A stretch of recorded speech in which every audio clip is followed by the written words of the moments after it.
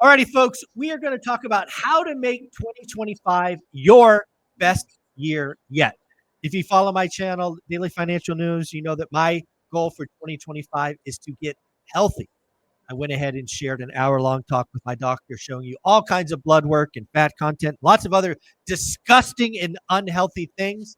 But that got me thinking, what does Matt and Dion do, and what would their advice be on how to make 2025 the best year yet? Doesn't have to be health, doesn't have to be wealth, could be anything.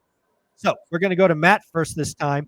Matt, if I were to ask you what your suggestions are to make 2025 your best year yet, how would you start?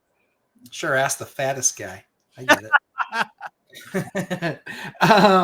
I think, because we're doing 2025 year planning, and I'm not a big like goal setter guy. Not me. I just believe that when you have a skill, you do the next best deal. You do the next best deal. You do the next best deal. So I think for 2025, the thing that I think everybody should be focusing on is increasing your margins and investing to increase your margins. And I think that comes into play when very often when people look at it, they are so excited about acquiring the next asset. I got to get the next one. I got to get the next one. I got to get the next one. We call that the first 5-year disease, right? I got to get the next one. You absolutely do. However, banks will be looking more for quality. Banks will be looking more for margin. Banks will be looking more for the health of a business. And if you're getting by the skin of your teeth because you bought number 3 before you should have bought number 3 or bought number 4 before you should have bought number 4, you likely won't get a loan. Zub and I were basically shut away many a time in 07, 08, 09, 10. We were shut away a lot. No interest, go away. We're not giving you any money. P.S. By the way, we like your book and we think that you can probably do pretty well with some of our assets.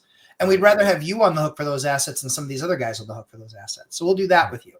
But I think that people really need to look and understand exactly what's happening in the market and recognize that every market is hyper-local. And if you're not finding deals that you really like in your hyper-local market, that you should be looking to understand and see how you can improve your existing asset. Leverage and better operate your existing asset so it gives you a much greater return. Yeah, I love that. Dion, so when I ask you how to make 2025 your best year yet, where does your mind go first? So I have 3 things that I do that make every year the best year. And I do these every year. So it's not like I go, here's my New Year's resolutions, because that would be unique to that year. So these every single year it's the same.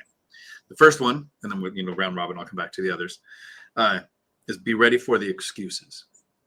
It's really easy to find an excuse not to do something. It's really easy to find a Crash Bro video. It's really easy to say, I will eat better and start working out after this holiday. I'm going to, whatever it is. But so be ready for the excuses and have your argument in place before you use your excuses on yourself. Yeah. When I think about setting up and having the best year yet, this might just be my issue, but I'll put it out there is, sometimes you get all enamored with, I'm going to get healthy. I'm going to read, a book a week. I'm going to, become a, black belt in karate or whatever it is. You just take on too much. I think the key to really getting better at something in 2025 is to pick a lane. That's certainly something that I've learned over the years is sometimes my eyes are too big and I try to put too much stuff on and it ends up stressing myself out and I just can't get to it all. So what I would tell someone to do, certainly in the beginning, until it's a habit, until it's really a part of your life, don't add a second thing. Don't try to get healthy and read a book a week, right? Pick one. And then once it's a habit and it's in your life without thinking about it, then you could add a second one. We'll go back to you, Matt. Let's do this round robin thing. What do you got for number 2? I think you got to get much better at something. Generally speaking, you got to get much better at something, and it's like, and then you look 5 years back and you're like, I couldn't do any of these 5 things 5 years ago. And now I can do all of these 5 things. Yeah. And whatever that is, it's important to you. The thing that I've spent since my retirement doing this year was making sure to be more purposeful and spending more time with my kids on an individual basis. And so I've done road trips with kids, one kids at a time. I'm doing, I'm not doing gymnastics, but I'm bringing them to gymnastics and watching. And no, I will not make that one of the things that I do this year. I will not be doing gymnastics this year. So it's like a circus bear. So I think that the key for people, I think, is, when I talk about what they're doing in their portfolio, creating more margin, I think you have to learn with some skill to do that. Maybe it's better understanding your rehabs. Maybe it's better understanding materials and being on the search for more innovative products. All of these things. And that's one of the things that I did years ago that made me a lot better at what I do, because somebody goes, oh, hey, we use this. And I'm like, there's a better valve out there that never clogs. That's half the price. Yeah. So I think that people need to look at a given topic, much like you were saying, and get, spend the time on it this year to get really good at it. Yeah. Because when you really get good at something, you keep it. Right? Yeah, for sure. That's the beauty of this, is you make the investment today, you don't lose it. That's so valuable. All right, Dan, what's number 2? For me, the second one, and this is any time of year, again, it's not the start of a year, but it's all the time, making sure that I understand the difference between outcome and action goals. I can control my actions. I can't control the outcome. So a lot of people will start a year by saying, I want to close on 2 rentals in 2025. Well, in November, you might start to look at some really bad deals because you're going to miss on a goal that you've been talking about for 11 months. Versus, I want to look at deals for 15 minutes a day. And instead of, I want to meet the number 1 investor in my market, go with the ORAT rules. I want to meet 2 new people every week, because you're more likely to develop, more beneficial relationships by adding to it than focusing on the one person who probably isn't going to like you when you do meet them. Right? Like if I hung my hat on me and Pace Morby becoming best friends, I don't think that would work out in my favor. I don't think that's going to happen. If I can meet a couple of people in this realm of growing assets, building a portfolio, reaching financial freedom. So outcome versus action. You control your action, not the outcome. So make sure you're setting the right goals. I love it. The next thing I would tell folks to do, it's kind of I'm going to cheat and put a kind of an A and a B on number 2, is I first really enjoy, maybe again, it's just my unique brokenness, is declaring publicly what your goal is going to be and sharing it as wide as you can. I know that I personally hold myself a lot more accountable when I know there's 10 people, 50 people, 100 people that also know what I'm trying to do. And then the B of this is make sure whatever your goal is, you can break it down into bite-sized chunks. To me, that's daily activities. Because to all of our points so far is you could track the daily activities. If you want to lose weight, maybe the one thing you want to do is you want to, 8,000 steps or 10,000 steps a day. Well, guess what? You can track that. You can report on it. You can hold yourself accountable and tell people. To me, there's nothing worse than going to this area and saying, hey, I was going to do 10,000 steps or 70,000 steps a week. I only did 52,000 and blah, blah, blah.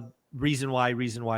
But that helps me. If I've ever tried to keep something like here, it never happens. It just never happens. So that's my second one. Matt, what do you got for third one? Be more relational. Relationships matter. Be more relational, whether it's with your family or with your business. Be more relational. I hate people. Oh, I hate people. And I have to force. You said that out loud, by the way. That was out loud. That was not internal. I have to force myself to do it. I have to force myself to do it. That is something that's very difficult for me to do. I go to, please stop talking very quickly. I get there very quickly with people. And it's a challenge for me. And the thing that's made me better at that, honestly, was doing YouTube and doing lives and teaching.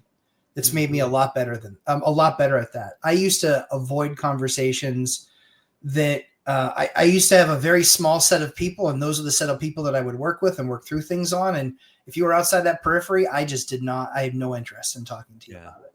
And I think that people need to broaden that. I think that, and it's not to say I wasn't so much a user as I was part of a working cog in a machine that I knew that I was dependent on as part of that machine. And quite frankly, anything else in the rest of the engine was noise. Right. I think that people need to spend a lot more time, doing, helping others, talking to others, having conversation with others, and just forming relationships, and not these fake, Facebook relationships, but actual relationships in person with people. Yeah. I think there's a couple things just to layer on that. First and foremost, if you know, I've seen it time and time again. You want to be fit, get around fit people. You want to be big on YouTube and have a brand, get around those guys. You want to buy a bunch of real estate, get around those guys. So again, whatever it is you're declaring you want to be better at in 2025, go find those people. And then you're absolutely right. There's a huge difference between an online, comment this, comment that, back and forth versus talking like this, and then in real life, don't cut out in real life and live inside your bubble. Go out and meet people. I love that third one. All right, Dion, what's number 3? So my third one, the first one, be ready for the excuses. That's every year. Action versus outcome. That's every year. The third one is specific to this year, but it's specific to every year that year. And I want people to understand, and this is what I do.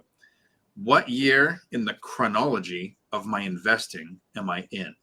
So in first year, I'm in learn mode, slow growth mode. In the middle, I'm optimize, value add, and with rental specifically, it was okay. When there's a tenant turnover, I'm going to add a closet to that place, or I'm going to, that's the kind of strategies. And now, since I'm in retired financial freedom, it is what am I going to do in 2025 to make it my best year, based on being in the year of financial freedom, retired, not in growth mode. So I still have money piling up. I have to make the decision this year since I'm in the year of chronology, I didn't do a BRRRR until I retired. I might do my first sale to use the IRS 121 rule. I might do my first cash out refinance to buy a rental. All of that's going to happen because this is the year in the chronology of my investing that I'm in. And I hope that everybody looks at what stage are you in and make 2025 the best year of whether it's your first, your fifth, your wrap up year, whatever it is. Yeah, we've really got to stop comparing your year one with our year 15 or our year 12 or whatever it is. It's not fair to you, and it's certainly not fair to us, right? We are, all of us are in different situations. So I love that, right? Understand the year you're in and make it the best year. I think that's wise advice. I guess the last thing I'll say to kind of wrap up this round robin is growth comes from being uncomfortable, right? Muscles grow when they're, you break down the muscle and they're forced to grow, right? So there's pain involved. It is often very uncomfortable to pick up a new skill.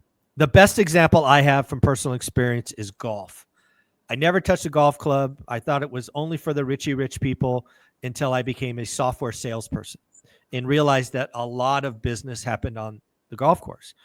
So the first time I picked a golf club, I think I was 25-ish. And it was the disaster that you would all think. I missed the ball, I bounced the club, break. It was bad. But getting uncomfortable and sitting on the driving range day after day and swinging at 100 balls and getting the basics and then getting some lessons and then going to a course and, pretty soon you're playing Spyglass and, shooting a 83 or whatever it was. So again, growth comes from being uncomfortable. Don't be afraid to just go. At some point, get coaching, get advice, get the, in the game. I just want everybody. The thing that I learned about 23 and 24 for me was I personally have to have something that I look at and I want to anchor that year on. So I can look back and go, hey, I did that. 2023 was a bad year for me because I didn't have any of that. It's just, I think most people would look at my 2023 and say, yeah, you had a pretty good year. You did some monster trips and you did this, you did that. That doesn't do it for me. So that's where I'm at. So Matt, we'll go to you to wrap up, and where can they find you? Lumberjack Landlord Thursday nights on YouTube at 9 p.m. Eastern time, where we answer all of your questions, whether it's 120 minutes or what it is. Dion goes longer better than I do now at this point. He's got that muscle built, but I think people just this is meant to be a journey. Stop trying to do it in a year. Yeah, it's not the way it's supposed to be. Stop. It's nice to be. You need to be patiently impatient. Patiently impatient. People do what's inspected, not what's expected. It's all these cute little things that I've done, in running job sites and things like that. I can't sit there and yell at the contractor, get it done, because guess what's not going to happen? It's not going to get done. Or if it does get done, it's going to be a lousy job. So I have to be patient, but make sure that they understand why I'm impatient about this thing getting completed.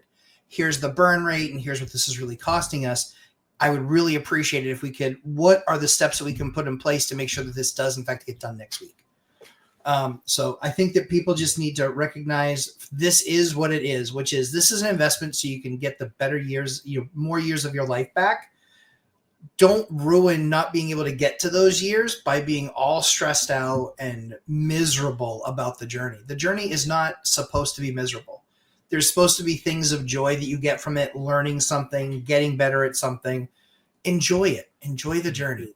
You'll look back on it fondly, and Ashley and I still crack up about stories from our first 5 years. It's just it just is what it is, but enjoy it. I look forward to some of those stories again, because you're going to be a lead-off speaker at the next ORAD event, 15th and 16th. You and your lovely wife up there looking back at history and making us all laugh, I am sure. So I look forward to that. Dion, closing thoughts and where they find you? I hope that everybody makes 2025 a year they look back on and think, I'm really glad I did those things that year. Yeah, me too. Yeah. And you can find me right here on YouTube, Dion Talk Financial Freedom, where I do stupid things like end my videos with things like, oh, sweet Lord. And 2 people understood the joke. I thought he had a convulsion. I don't know what he was doing. So, do I need to call 911? What yeah, exactly. Well, folks, at the end of the day, all of us just want what's best for you. We hope that you take on the challenge of doing something hard in 2025. Don't make it an endless list. Pick a thing, communicate that thing, break it down into daily chunks. And again, when you get done with 2025, I hope you can look back on it as completing said task, said goal, said thing. So guys, take care. You're amazing. Thanks, Mike. Ciao.